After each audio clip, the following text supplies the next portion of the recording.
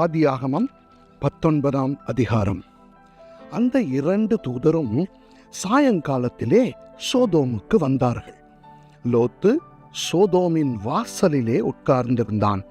அவர்களைக் கண்டு லோத்து எழுந்து எதிர்கொண்டு தரை மட்டும் குனிந்து, ஆண்டவன்மார்களே, அடியேனுடைய வீட்டு முகமாய் நீங்கள் திரும்பி உங்கள் கால்களை கழுவி தங்கி காலையில் எழுந்து பிரயாணப்பட்டு போகலாம் என்றான்.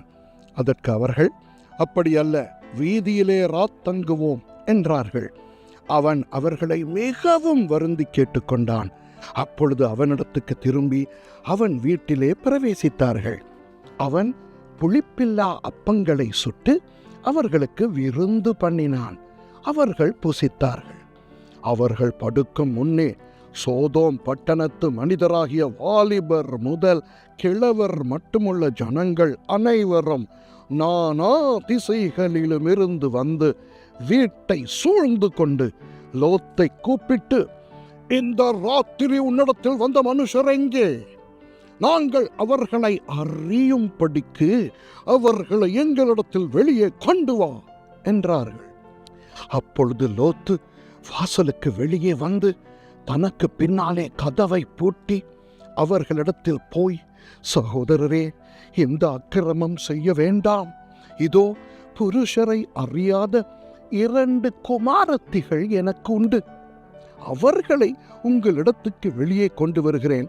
அவர்களுக்கு உங்கள் இஷ்டப்படி செய்யுங்கள். இந்த புருஷர் என் கூரையின் நிழலிலே வந்தபடியால் இவர்களுக்கு மாத்திரம் ஒன்றும் செய்ய வேண்டாம் என்றான். அதற்கு அவர்கள், அப்பாலே போ, பரதேசியாய் வந்த இவனா நியாயம் பேசுகிறது? இப்பொழுது அவர்களுக்கு செய்வதை பார்க்கிலும் உனக்கு அதிக பொல்லாப்பு செய்வோம் என்று சொல்லி லோத்து என்பவனை மிகவும் நெருக்கி கதவை உடைக்க கிட்டினார்கள். அப்பொழுது அந்த புருஷர்கள் தங்கள் கைகளை வெளியே நீட்டி லோத்தை தங்கள் அண்டைக்கு வீட்டுக்குள் இழுத்து கொண்டு கதவை பூட்டி தெருவாசலில் இருந்த சிறியோரும் பெரியோரும் ஆகிய மனிதருக்கு குருட்டாட்டம் பிடிக்க பண்ணினார்கள். அப்பொழுது அவர்கள் வாசலை தேடி தேடி அலுத்து போனார்கள். பின்பு அந்த புருஷர் லோத்தை நோக்கி, இவ்விடத்தில் இன்னும் உனக்கு யார் இருக்கிறார்கள்? மருமகனாவது, உன் குமாரராவது, உன் குமாரத்திகளாவது, பட்டணத்தில் உனக்குரிய எவர்களாவது இருந்தால் அவர்களை இந்த ஸ்தலத்திலிருந்து வெளியே அழைத்து கொண்டு போ. நாங்கள் இந்த ஸ்தலத்தை அழிக்கப் போகிறோம். இவர்கள் கூக்குரல் கர்த்தருடைய சமூகத்தில் பெரிதாயிருக்கிறது. இதை அழிக்க கர்த்தர் எங்களை அனுப்பினார் என்றார்கள். அப்பொழுது லோத்து புறப்பட்டு தன் குமாரத்திகளை விவாகம் பண்ண போகிற தன் மருமக்கள் மாரோடை பேசி, நீங்கள் எழுந்து இந்த ஸ்தலத்தை விட்டு புறப்படுங்கள், கர்த்தர் இந்த பட்டணத்தை அழிக்கப் போகிறார் என்றான். அவனுடைய மருமக்கள் மாரின் பார்வைக்கு அவன் பரியாசம் பண்ணுகிறதாக கண்டது. கிழக்கு வெளுக்கும் போது அந்த தூதர் லோத்தை நோக்கி, பட்டணத்துக்கு வரும் தண்டனையில் நீ அழியாதபடிக்கு எழுந்து உன் மனைவியையும் இங்கே இருக்கிற உன் 2 குமாரத்திகளையும் அழைத்து கொண்டு போ என்று சொல்லி அவனை துரிதப்படுத்தினார்கள். அவன் தாமதித்துக் கொண்டிருக்கும் போது கர்த்தர் அவன் மேல் வைத்த இரக்கத்தினாலே அந்த புருஷர் அவன் கையையும் அவன் மனைவியின் கையையும் அவன் 2 குமாரத்திகளின் கையையும் பிடித்து அவனை பட்டணத்துக்கு வெளியே கொண்டு போய் விட்டார்கள். அவர்களை வெளியே கொண்டு போய் விட்ட பின்பு அவர், உன் ஜீவன் தப்ப ஓடிப்போ, பின்னிட்டு பாராதே, இந்த சமபூமியில் எங்கும் நில்லாதே, நீ அழியாதபடிக்கு மலைக்கு ஓடிப்போ என்றார்.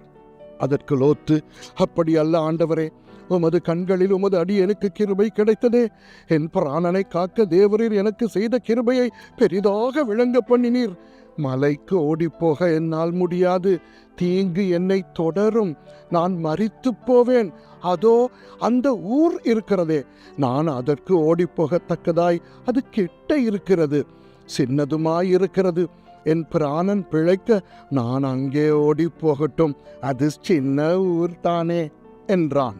அதற்கு அவர், நீ கேட்டுக்கொண்ட ஊரை நான் கவிழ்த்து போடாதபடிக்கு இந்த விஷயத்திலும் உனக்கு அனுக்கிரகம் பண்ணினேன். தீவிரமாய் அங்கே ஓடி தப்பித்துக்கொள். நீ அங்கே போய் சேர மட்டும் நான் ஒன்றும் செய்யக்கூடாது என்றார். ஆகையால் அந்த ஊர் சோவார் என்னப்பட்டது. லோத்து சோவாருக்குள் வரும்போது பூமியின் மேல் சூரியன் உதித்தது.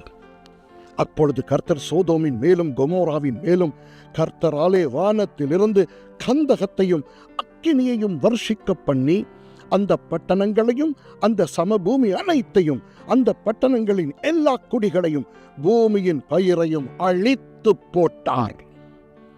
அவன் மனைவியோ பின்னிட்டு பார்த்து ஒப்புத்தோன் ஆனாள். விடியற் காலத்தில் ஆபிரகாம் எழுந்து தான் கர்த்தருக்கு முன்பாக நின்ற இடத்துக்கு போய் சோதோம் கொமோரா பட்டணங்களின் திசையையும் சமபூமியாகிய தேசம் முழுவதையும் நோக்கி பார்த்தான். அந்த பூமியின் புகை சூளையின் புகையைப் போல எழும்பிற்று. தேவன் அந்த சமபூமியின் பட்டணங்களை அழிக்கும் போது தேவன் ஆபிரகாமை நினைத்து லோத்து குடியிருந்த பட்டணங்களை தாம் கவிழ்த்து போடுகையில் லோத்தை அந்த அழிவின் நடுவிலிருந்து தப்பி போகும்படி அனுப்பிவிட்டார். பின்பு லோத்து சோவாரிலே குடியிருக்க பயந்து சோவாரை விட்டு போய் அவனும் அவனோடே கூட அவனுடைய 2 குமாரத்திகளும் மலையிலே வாசம் பண்ணினார்கள். அங்கே அவனும் அவனுடைய 2 குமாரத்திகளும் ஒரு கெபியிலே குடியிருந்தார்கள். அப்பொழுது மூத்தவள் இளையவளை பார்த்து, நம்முடைய தகப்பன் முதிர் வயதானார். பூமி எங்கும் நடக்கிற முறைமையின்படியே நம்மோடே சேர பூமியிலே ஒரு புருஷனும் இல்லை.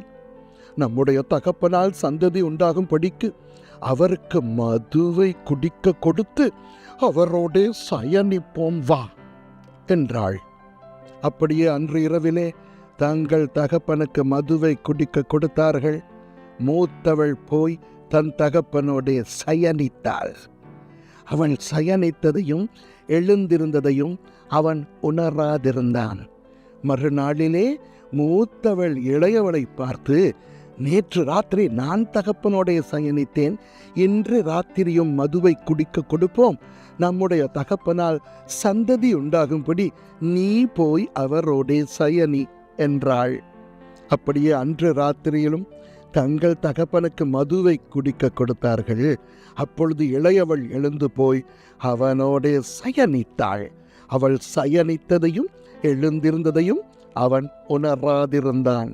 இவ்விதமாய் லோத்தின் குமாரத்திகள் 2 தங்கள் தகப்பனாலே கர்ப்பவதியானார்கள்.